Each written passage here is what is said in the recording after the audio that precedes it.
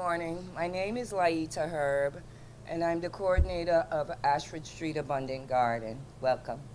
Welcome, everyone. I'm glad today we're here to speak about the legislation concerning our gardens. We're about to hopefully get back funding that we desperately need.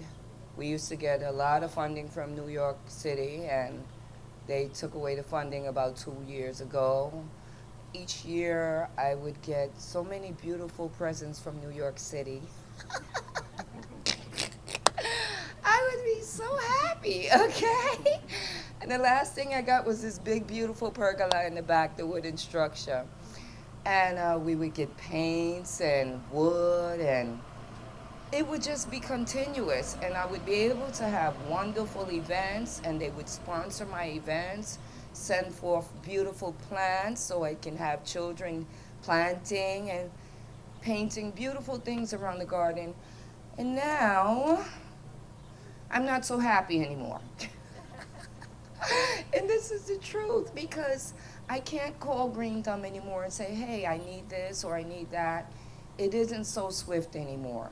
So I would really like to see the Assemblyman Espinal help us out, and I'm looking forward to it. And we need to keep providing food for East New York farms. I'm a part of East New York Farms, and I've been shopping there and coming there for 20 years. I've been working there for 8, and I love East New York Farms, and I love nature. And we're too far away from nature. It disturbs me. So we have to get back to the basics, eat sweet vegetables and fruits, and have it grown locally. It really does electrify your blood. It makes you feel happy. You understand? And these low-grade foods that we have on the market everywhere. I hope that he can also stop these. I don't know. We're having very low-grade food in the supermarkets. The orange doesn't taste like an orange anymore. Strawberries are $1 now. These aren't real foods. These are genetic modified, genetically engineered foods, and I hope that the assemblymen can help to clean up our produce within our community. Okay? Thank you very much. Thank you. Thank you, Laida. Thank you, Gavin. Well, thank you, Laida, for setting that up so beautifully. I think that her story is testament to what's happening not only here, but also gardens across the city. There isn't enough support coming from City Hall. There isn't enough protections coming from City Hall, and we're hoping to change that. I want to thank the Brooklyn Borough President, Eric Adams, for his continued partnership on this issue. He's living testament of the impact of healthy eating can have on a person's life, and an inspiration to many people, including myself. Thanks to the Borough President, who's going to join us in a few, for raising the issues on healthy living and spreading a message across the city. I also want to thank Laida Herb, the garden coordinator here at Ashford Abundant Gardens, David Vigil from East New York Farms, and Aziz Dakan from the New York City Community Garden Coalition for helping to organize this event and for the important role you play in our community. A good place to start this conversation is this story with this very garden. Here in East New York, a neighborhood that's been disinvested on for such a long time. I was born and raised here, and I can speak to those issues. We've had people organizing gardens like these, making sure that East New York provides spaces that our people desperately need. Also included in that is the growth of community-driven garden spaces and outlets of positive recreation. Well, once were blights in our community are now rich spaces for yielding herbs, fruits, and vegetables, for growing flowers, and for socializing with our neighbors, or teaching our kids skills and values. East New York has over 60 community gardens with over 550 across the 5 boroughs. And the value of these gardens cannot be quantified because they provide a social, recreational, and emotional need in addition to providing sustenance for the local community. This garden particularly was originally an HPD site that was transferred to the Parks Department for use as a community garden, which gets at the very heart of what our legislation is trying to do, to give gardens the right to stay and the recourse to do it. As I mentioned earlier, this garden's lucky. It went from HPD to the Parks Department, but there are gardens across the city that are going from HPD to the hands of developers. And that needs to stop, especially without the adequate information, without the adequate notice, without the adequate tools they need to fight back over any judgment the city is making on those gardens. We understand that housing is a serious issue in our city and especially here in East New York. But to have a thriving community, we must value the spaces that nourish us and not just house us. That is why I'm so proud to stand here at this site with so many advocates, farmers, students, and community members to announce our plans to expand urban agriculture in New York City. Last year, the BP and I were pushing the city to adopt a comprehensive urban ag plan. But at that time, the city just didn't understand the need of that plan. So we pushed, and we got a website. And there's a website right now that never existed before on the nyc.gov portal where gardeners here in the community and also those in the industry that can access and get the resources and information they need to start up their gardens and support their gardens. But as we said, that was not enough. So we spent the entire year with Columbia University graduate students outlining the impact of the various sectors of urban ag and what needs to be done to support them. With the activism of many people that are here today, we are reintroducing legislation that will require the city to create a comprehensive urban ag plan and telling the administration that the plan that we have, that we've worked on for the past year, is all they need to adopt a comprehensive plan for the city of New York. We're giving them the blueprint. All they need to do is implement it. Urban ag is estimated to be a $9 billion industry in the US with the potential to feed 20 million people here in New York City. And with the threat of global warming, we need to continue to make our city resilient, and urban ag does just that. For too long, the city of New York has been missing an opportunity to realize its potential. Whether through zoning laws and bureaucratic hoops, or lacking investments and incentives, or the practice of taking away community garden licenses, we are not doing enough to support these spaces that do so much for our ecosystem. That is why I'm so proud to also introduce two pieces of legislation just last week, it stated, aimed at supporting the gardens across the city. The first would extend the time by which the city can transfer a community gardens license to 1 year. We've heard horror stories of licenses being taken away from gardening groups without explanation as to why or any recourse. This would give some more time and clarity to the process so these gardens can get on their feet and take the proper steps to secure themselves. The next bill will require, as I mentioned earlier, the Parks Department to provide a report that'll create the comprehensive plan, but also another bill that I failed to mention is one that will require the Parks Department to create a report on the food that the gardens are processing, such as the number of community gardens in the city, including the amounts and types of food produced by each garden, information on the equipment used by the gardens, such as greenhouses, hydroponic or composting systems, information on availability of potential sites throughout the city that can be used for urban agriculture. And finally, recommendations on how the city can provide more technical and financial assistance to expand the number of community gardens. It's time for the city to think about how we can help you and come up with systems to do just that. With these bills and the website that we created last year, for the first time ever, urban ag and gardens are making the city transparent, accountable to your needs, and able to fully acknowledge the role urban ag plays in our health, our local economies, and communities. So thank you all for your support.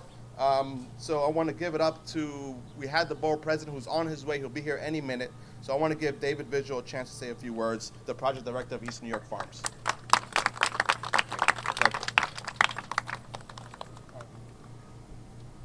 Good morning. I wanted to acknowledge the people standing next to me who are really the foundation of this work, the community gardeners of East New York and of New York City. Ms. Hassan over here started Nehemiah 10 Garden. Ms. Carter started Escape to Nature Garden. Ms. Vare Gibbs behind me, she's a member of a number of different gardens here in East New York. And when we talk about urban agriculture, we want to make sure that the conversation includes community gardens. As the council member mentioned, East New York has over 60 community gardens, which is the most of any neighborhood in New York City. And too often, community gardens are looked at as a temporary use of city-owned land before it's developed or used for another purpose. And we want to make sure that in any conversation about urban agriculture, community gardens are put at the forefront. Community gardens grow food for our farmers markets. They help train young people. They help collect food scraps to process into compost. They grow trees, they clean our air, they absorb stormwater, and most importantly, they build community.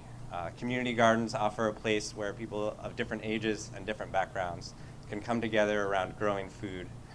And really, community gardens are a reflection of the best in our communities. of the capacity for local residents to put their volunteer effort into turning blighted lots into vibrant gardens like the one you see behind me. And so we hope to see going forward that gardens get all of the support that they need, that they get the permanent protections that they need, and that all of these community members that have worked so hard to build these gardens from scratch and from nothing get the long-term assurance that their work is going to be a living legacy for East New York and for communities across the city. Thank you. Thank you, David. Thank you, David. And we have been joined by our great borough president, Eric Adams. Thank you so much, and really want to thank the councilmen and really all who have been a part of this great movement. Clearly, the councilman is in script. He looks like a farmer today.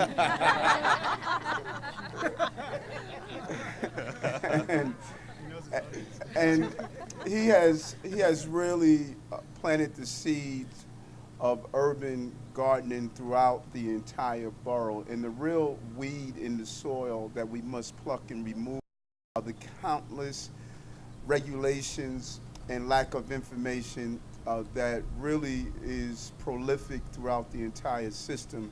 We have a real problem of food deserts. We have a real problem of lack of proper land space. We have a real problem of clarity of how to go about moving this important futuristic agenda of using hydroponics, aquaponics, rooftop gardens.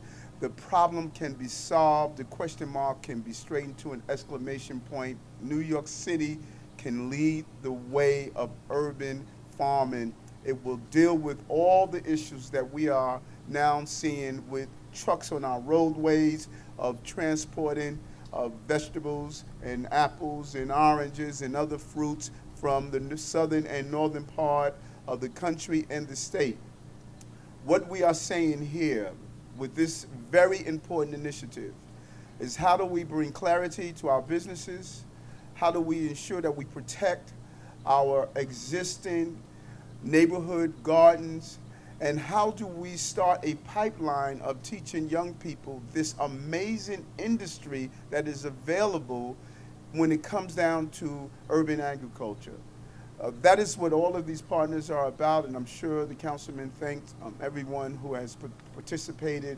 We're putting our money where our mouths are to say that we want to look at the possibilities of opening an agricultural incubator, showing the jobs that are available, the millions of dollars that we're putting in our schools to teach young people how to grow fresh vegetables right in their classroom.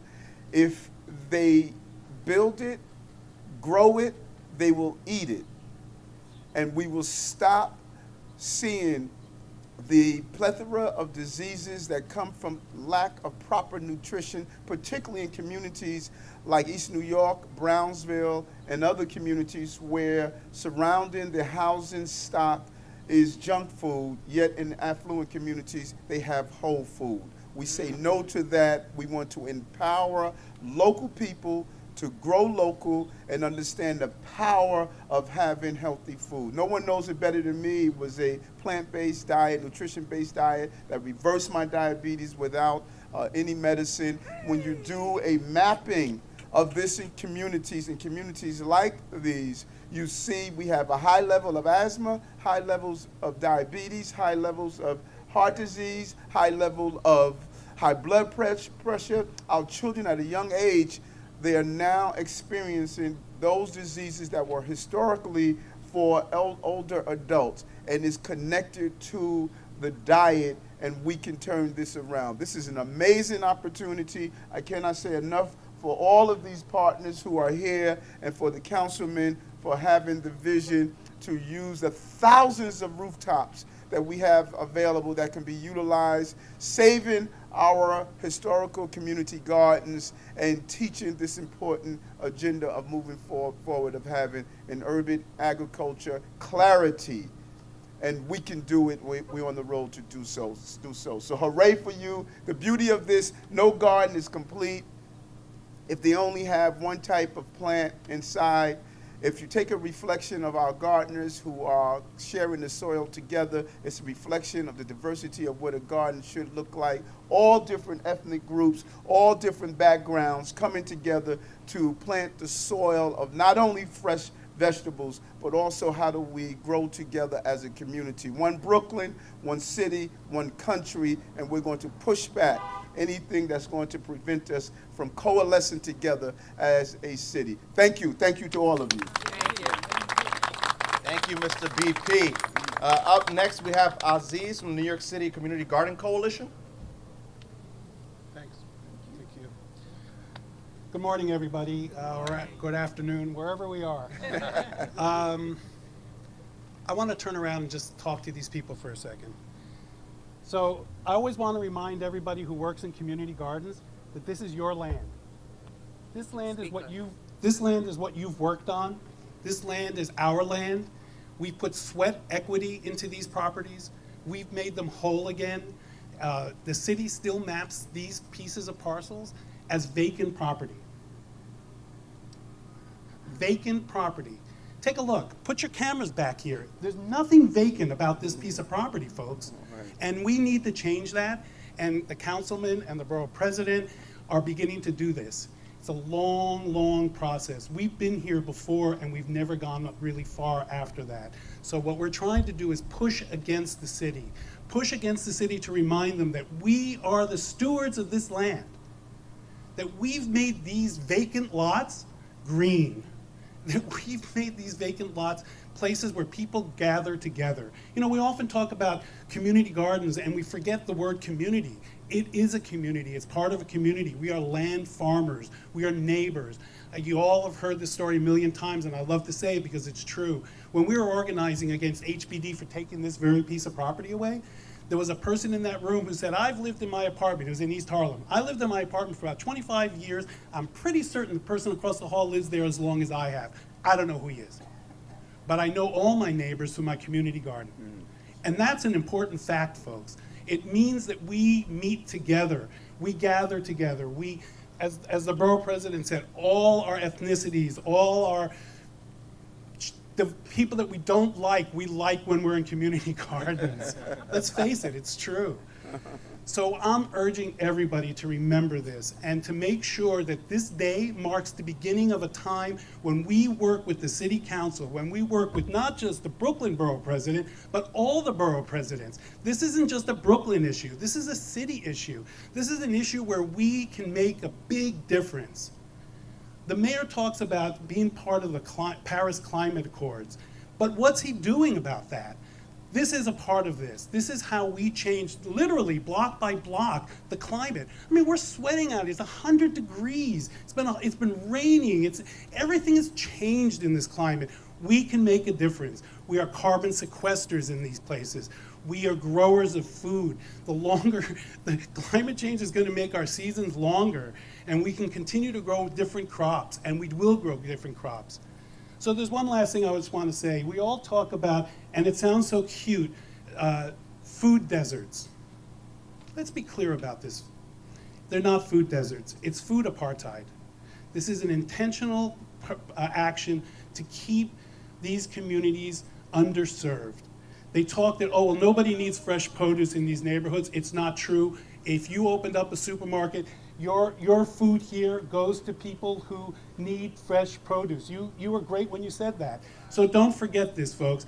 It's important. These gardens produce and give a lot back to the community, and it's our land, it's their land, it's their hard work that made this happen. So keep pushing against the city council, keep pushing with the mayor. We will start making this happen, but we can't give up and we can't stop pushing against it. Thanks. Well said. Thank you, Aziz. Up next, we have Dan Wall from Columbia. Thank you. So as the councilman said, my name is Daniel Wall, and I'm part of the group of Columbia students that were tasked by the councilman to come up with a report looking at urban agriculture and what it looks like in New York City. While our report began as mostly an academic exercise, it began to mean much more to us as we started to learn more about the landscape of urban agriculture and the impact that our findings would have on it. The main takeaway our team got from our report is that we were only really to skim the surface of a deeply complex issue. What's needed is a more comprehensive plan, and much like the councilman and the Brooklyn Borough president has put forward, something that really looks at the nuances of food production, procurement, and distribution within the city. This will look at also the corresponding economic, social, and environmental effects that promoting urban agriculture will have on the city. These benefits have yet to be realized by the city because in a lot of ways, farms and gardens are not recognized in the way that most green infrastructure is throughout the city. For instance, community gardens are not properly assessed by the city, whereby we're really looking at the benefits they provide and the help they need to thrive further. A report by the Department of Parks and Recreation on community gardens, along with a comprehensive plan for urban agriculture, will go a long way in aiding existing community gardens like the one behind me and opening up doors for young farmers to get involved in urban agriculture. When we started our report, we were looking at problems with urban agriculture, but more often what we found is urban agriculture is a solution to a lot of the issues within the city. Promoting and protecting community gardens and urban farms is in fact one answer to the issue of food justice, climate resilience, and really protecting and preserving community spaces. Urban agriculture already supplies vital economic, cultural, and educational infrastructure for the city, especially in underserved communities who lack basic access to nutritious food and in response have turned vacant lots into centers for social cohesion. Protecting community garden license agreements is an important step towards preserving these rich spaces and the communities rooted in them. We are grateful to Councilmember Espinal for understanding this and providing us opportunity to contribute in some small way to the great work that he's been doing. I'd also like to thank the robust informal network of urban agriculture practitioners who provided the basis for our understanding of most of the work that came out of our report. And this is included but not limited to government employees like Bill Lasasso at Green Thumb and Barbara Turk at the Office of Food Policy, the Mayor's Office of Food Policy, and also Ian Marvey of the FSA.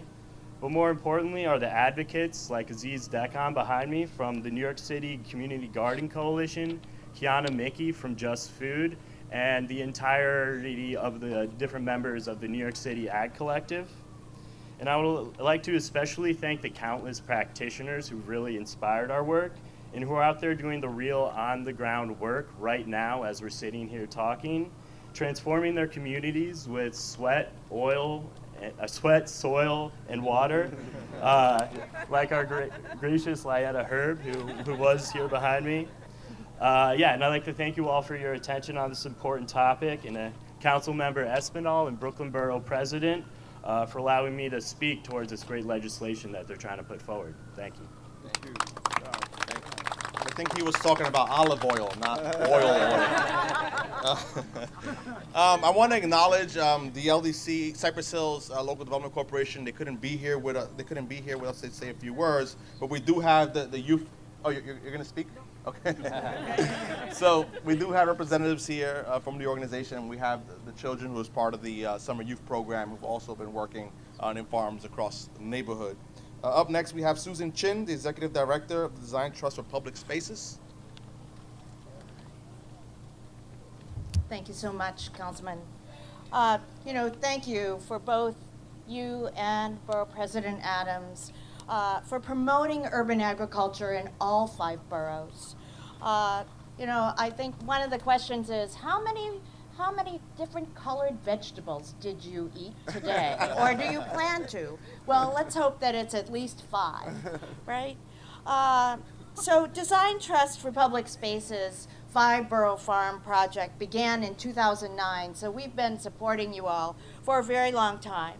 And we're so thrilled that these 3 bills introduced in the past week truly align with our recommendations for a comprehensive plan and a roadmap that we developed with farmers and gardeners, support organizations, and city officials on how to grow the movement. And I think that's the issue, is how to grow the movement. With our partners at Added Value, New York City Parks Department, we highlighted the multiple benefits, and some of our colleagues have talked about those, of urban farming and gardening to policymakers and the public.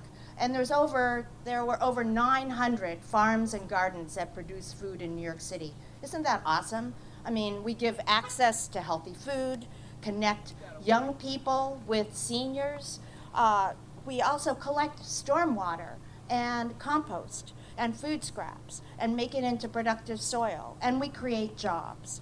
So with Farming Concrete in 2015, we created a data collection toolkit that I hope you all are using, the barn and the mill, to measure all the good things that are happening in urban farms and gardens. It's now used by over 380 gardens and 77 cities across the globe. And it all started with all of you, the community gardeners who helped us develop this toolkit.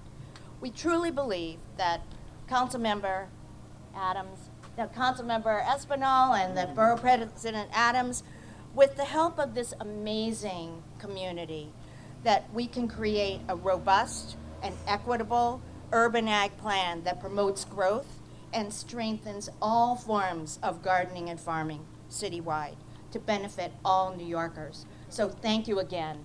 Thank you, thank you, thank you. Thank you, Susan. Thank you, Susan. Before I wrap up, I just also want to acknowledge we have Lisa Roth from the New York City Agriculture Collective, who's also been a crucial part of the conversation around what the city should be doing to support urban ag. So there we have it. I think we've heard it all. And I just want to leave it at one note. And there's a lot of speculation or conversation about whether this is a real effort or not by the borough president and myself. We truly, truly believe in this movement. Last year, we passed a bill that will create the city's first urban ag websites. And the only resistance we've received is from the administration. So we need people all around the city who believe in these gardens, people who work these gardens, people who support these gardens to come together and push the administration to understand why this is an important conversation to have and why this is an important plan to push forward. So let's all work together in making that happen. I'm looking forward to the months ahead. Thank you. Thank you. Can you elaborate on that resistance from the administration? What's their argument against, Yeah, well, last year we introduced this bill to create the comprehensive plan. They didn't feel that there was a actual need for this plan, that there wasn't regulations in place that was getting in the way of supporting gardens, supporting industry farms. But we feel differently, and the folks who are actually working every single day in these spaces feel differently. So it's a matter of just convincing them to see that there is a real narrative behind this conversation, that there is a real need for this conversation, and that's our job in the next few months. How about the rest of the council? Have they expressed any support from your fellow members? Yeah, my colleagues are very progressive individuals. They all believe in supporting their farms. They all believe in urban agriculture, and I have not yet heard from one person who believes this is a bad idea. And I just want to add just specifically to the real problem we're having is that there are far too many people in government that don't believe in the power of preventive nutrition. Our cities embrace the concept of crises, and there's nothing we can do about health-related diseases, and they don't really embrace the possibilities. Even the science has caught up, and the cities are still far behind. And when you look at the economic benefits of how aquaponics market alone is expecting to expand over the next 5 years by 14.3%, over $900 million by 2021, our young people need to know this amazing industry that is growing right before our eyes, and we need to participate in it. And many people in government, at the high end of government, have not embraced this important concept.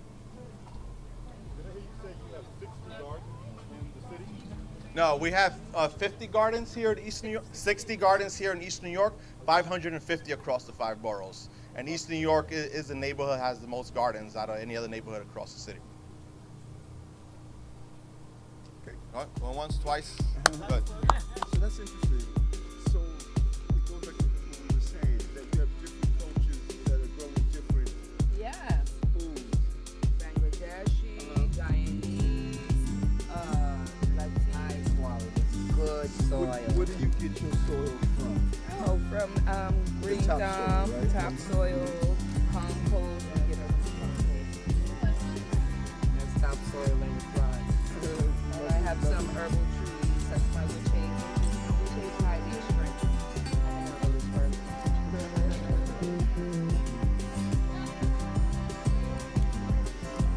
chop them up Okay. and use them as they call them long beans. These are beautiful. So these are, and you see how it's dressed. Oh, they're always. Oh, what is this, David? Okay. Loofah?